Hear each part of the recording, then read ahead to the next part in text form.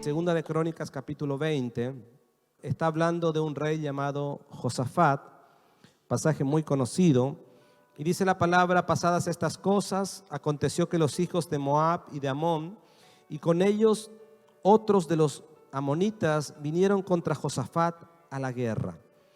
Y acudieron algunos y dieron aviso a Josafat diciendo: contra ti viene una gran multitud del otro lado del mar, de Siria, y aquí están en Hazezón Tamar, que es en Gadí. Entonces dice la palabra en el verso 3, él tuvo temor, y Josafat humilló su rostro para consultar a Jehová e hizo pregonar ayuno a todo Judá. Dice: y se reunieron los de Judá para pedir socorro a Jehová, y también de todas las ciudades de Judá vinieron para pedir ayuda a Jehová. Entonces Josafat se puso en pie en la asamblea, es decir, en la reunión que tuvieron cuando acudieron todos a pedir ayuda. Dice: y se puso en pie en la asamblea de Judá y de Jerusalén, en la casa de Jehová, delante del atrio nuevo. Y la Biblia dice que él hizo esta oración.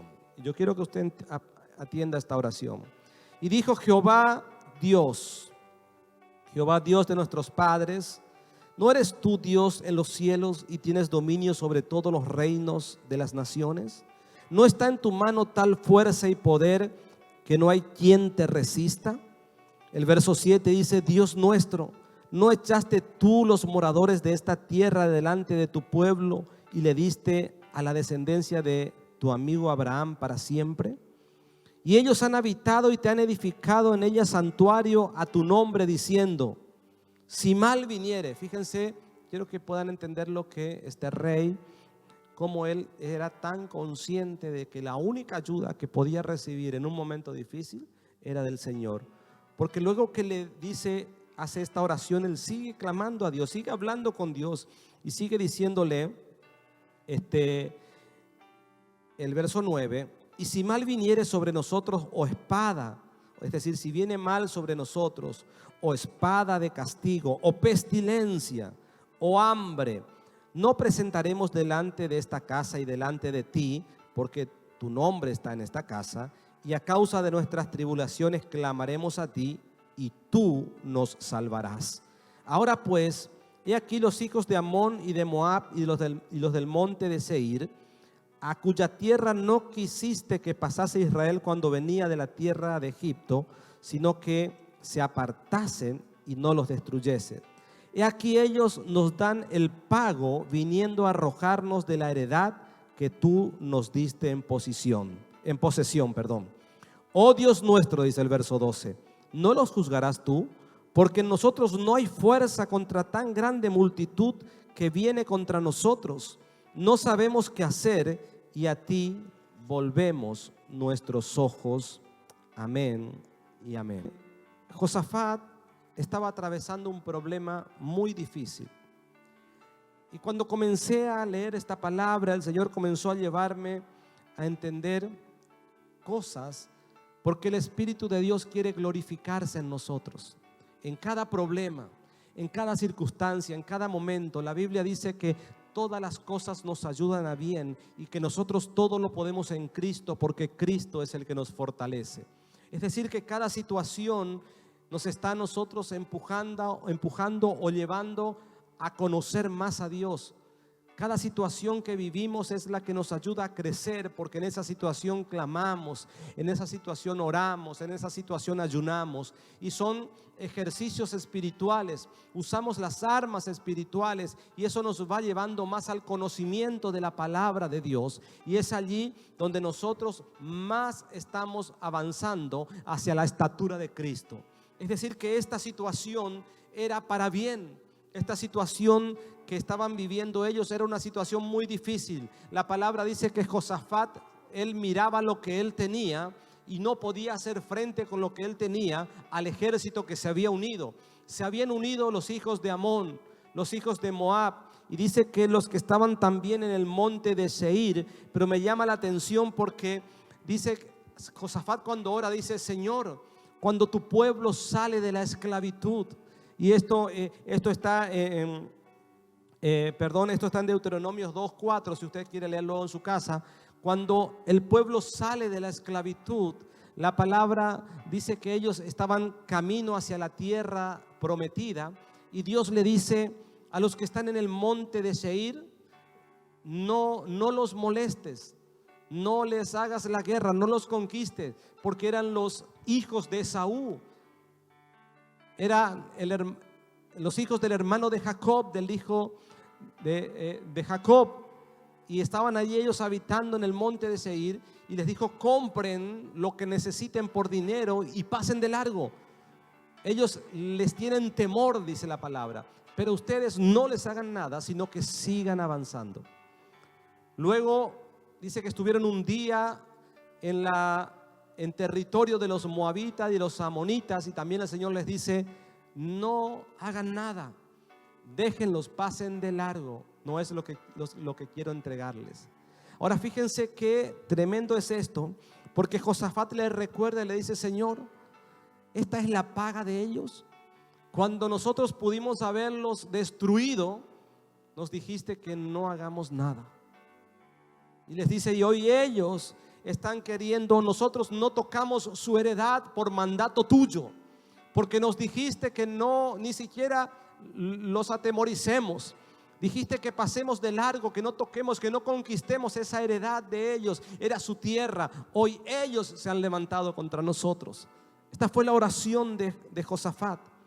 Entonces, dice aquí, ellos nos han dado el pago, dice el verso 11, viniendo a arrojarnos de la heredad que tú nos diste en posesión. Oh Dios nuestro, dice, no los juzgarás tú, porque en nosotros no hay fuerza contra tan grande multitud que viene. Dice: no sabemos qué hacer, y a ti volvemos nuestros ojos. Qué tremendo. Cualquiera podría decir que ¿por qué no los destruyeron? ¿Por qué los dejaron vivir? Si ellos sabían que a la larga los iban a atacar.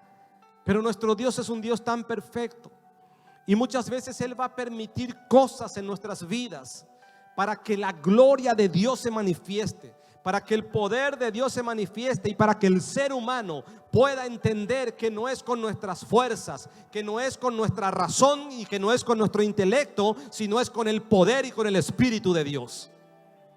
Así que la palabra dice que luego de esa oración estaban todos allí clamando y con temor, y Josafat recordando esto, diciendo, yo me imagino a Josafat diciendo: ¿por qué nuestros antepasados no los destruyeron? Si ellos hubieran destruido en aquel tiempo, hoy no serían nuestros enemigos.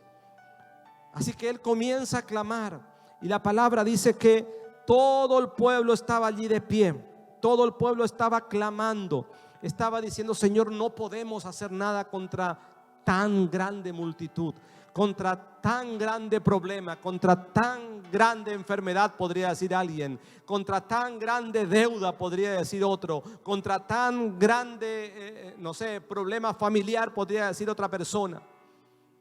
Pero resulta que ellos hicieron algo. Se juntaron todos y no buscaron ayuda en el hombre. Ellos podían haberse juntado con otros reyes. De hecho, Josafat había trabado amistad anteriormente con el rey de Israel y podía haberlo invitado a una batalla. Pero la Biblia dice que Josafat entendió que su apoyo tendría que ser, su confianza tendría que ser el Señor. Así que la Biblia comienza a hablar y dice que estaban todos clamando y todos orando, pero en ese momento, porque Dios nunca llega tarde, porque el Espíritu Santo quiere hacer la obra en tu vida. Dice la palabra que allí estaban reunidos y se levanta un levita, se levanta uno de los que estaban en la orquesta, se levanta uno que no se lo nombra nunca más en la historia del reinado de Josafat, un joven llamado, dice, Jaasiel, y él comienza a ser lleno del Espíritu y comienza a declarar lo que Dios iba a hacer con ellos. ¿Qué es lo que quiero decirte en esta noche? Que Dios no va a llegar tarde a tu problema. Que no importa, aunque tal vez reniegues como Josafat y puedas haber dicho: pero cómo no lo pensé antes, pero cómo no me di cuenta antes, cómo me arrepiento de esto antes. Tal vez haya gente diciendo: qué arrepentida estoy de esto, qué arrepentido estoy de aquello. Quiero decirte, Dios nunca va a llegar tarde cuando hay un corazón humilde, cuando hay un corazón que se humilla. Para mí un pasaje clave en toda esta escritura es el verso 3, que cuando él tuvo temor, dice, y Josafat, dice, el rey, la cabeza de una nación, dice, humilló su rostro para consultar a Dios. Y eso es lo que vamos a hacer esta semana. Vamos a humillar nuestro rostro para consultar a Dios. Vamos a clamar a nuestro Dios en ayuno y en oración. Vamos a presentarle esas cartas, esas amenazas. Vamos a decirle al mismo infierno: hasta aquí llegaste. Y vamos a humillar nuestro rostro delante de nuestro Señor. Eso es lo que tenemos que hacer. Eso es lo que el ser humano tiene que hacer. Y allí, en ese momento, dice la palabra que se levanta este joven tomado por el Espíritu Santo y comenzó a hablar en medio de toda esa reunión. Se levanta y comienza a hablar y dice: oíd, Judá, y todos vosotros moradores de Jerusalén, y tú, rey Josafat, no temáis ni os amedrentéis delante de esta multitud tan grande, porque no es vuestra la guerra, sino de Dios. Este pasaje es un pasaje que para alguien que no es espiritual le va a costar entender. Como que el problema no es mío, sino de Dios. Porque Dios quiere hacerse cargo de tu problema. Porque Dios quiere hacerse cargo de tu necesidad. Porque Dios quiere hacerse cargo de tu dificultad. Usted tal vez diga, que no está entendiendo esta noche esto, diga: ¿qué va a bajar un ángel? ¿Vendrá Dios mismo? Dios usa personas. Quiero que entienda, así como Satanás necesita un cuerpo para expresar sus maldades, para expresar todo lo que es el infierno, el Espíritu Santo necesita uno que lo deje entrar a su corazón. Y comienza el Espíritu a obrar en esa persona. Por eso qué importante que en esta noche puedas entender que Él va a abrir caminos donde no hay. Que solo necesita que puedas entender que Él quiere pelear tu batalla. Él quiere hacer la obra en tu vida. Él quiere caminar junto contigo. Por eso es que le dice: entiendan, esto dice el Señor, la guerra no es tuya, rey. No temáis ni os amedrentéis delante de esta multitud tan grande, porque no es vuestra la guerra, sino de Dios. Y le dice algo que vamos a comenzar a hacer en este tiempo. Él le dice y le da una estrategia para ir a esa batalla. Mañana, le dice, descenderéis contra ellos. He aquí que ellos subirán por la cuesta de Cis, y los hallaréis junto al arroyo antes del desierto de Jeruel. No habrá para qué peleéis vosotros en este caso. Paraos, estad quietos y ved la salvación de Jehová con vosotros, oh Judá y Jerusalén. No temáis ni desmayéis. Salid mañana contra ellos, porque Jehová estará con vosotros. Salid mañana. ¿Qué es lo que vamos a hacer mañana? Vamos a salir a una guerra espiritual. Vamos a salir a una guerra, sabiendo que nuestra guerra y nuestra batalla no es contra carne ni sangre, no es contra gente, es contra el mismo infierno, es en el mundo espiritual. Vamos a salir a esa batalla, vamos a presentar ayuno, vamos a clamarle al Señor, vamos a hacer lo que hizo Josafat, vamos a humillar nuestro rostro, vamos a decirle: Señor, necesitamos tu ayuda. Tal vez alguien le diga mañana: Señor, es demasiado grande la deuda con lo que hoy tengo para pagar. Tal vez alguien le diga mañana: Señor, es grande el problema, no se puede resolver, la separación es sí o sí en el matrimonio. Tal vez otro le diga: Señor, esta enfermedad no tiene un diagnóstico que pueda revertirse, es algo irreversible. Tal vez alguien tenga miles de cosas que plantearle mañana al Señor, pero vamos a salir a esa batalla mañana, vamos a salir a esa guerra espiritual, y vamos a presentar ayuno y vamos a humillar nuestro rostro en tierra y decirle: Señor, tu palabra dice: no es mía la guerra, eres tú el león de Judá, eres tú el varón de guerra, eres tú el que irá delante mío. Luego dice el verso 18 que ellos salieron, y de nuevo Josafat inclinó su rostro a tierra, y todos los que estaban con él, todos los que estaban con él. Luego se levantaron en el verso 19 los levitas, los hijos de Coat y los hijos de Coré, para alabar a Jehová, Dios de Israel, con fuerte voz. Y dice que cuando esto comenzó a ocurrir, cuando se levantaron por la mañana y fueron al desierto, al lugar de la guerra, mientras ellos salían, Josafat se puso en pie y dijo: oídme, Judá y moradores de Jerusalén, creed a vuestro Dios y estaréis seguros. Creed a sus profetas y seréis prosperados. Es decir, salir a la guerra. Y quiero hacer un paréntesis, un pequeño paréntesis aquí, porque para ir a una guerra no va cualquier persona. Ellos esa mañana se levantaron y salieron a la batalla por orden del Señor. Y el Señor le dijo: no es de ustedes la guerra, pero salgan igual, vayan. Es decir, no es tuya la guerra, anda a trabajar igual mañana. Es decir, el diagnóstico está en las manos de Él. Vaya mañana al doctor, tiene que ir. Es decir, el problema es del Señor. Él se quiere hacer cargo. Es una cuestión de fe, es una cuestión de creer. Y cuando el Señor quiere enseñarnos acerca de guerra, yo entendí algo. Porque Deuteronomio capítulo 20, si usted quiere leer en su casa luego, ahí el Señor les da las instrucciones y el título dice: bien grandes leyes sobre la guerra. ¿Cómo tenían que ser los que iban a la guerra? Es decir, Él dio pautas. Por eso cuando entendí esto, que ellos tenían que ir a la guerra, pero de ellos no era la batalla, fue cuando el Espíritu Santo me habló y me dijo: hay pautas para ir a una guerra. Y esta es una guerra espiritual.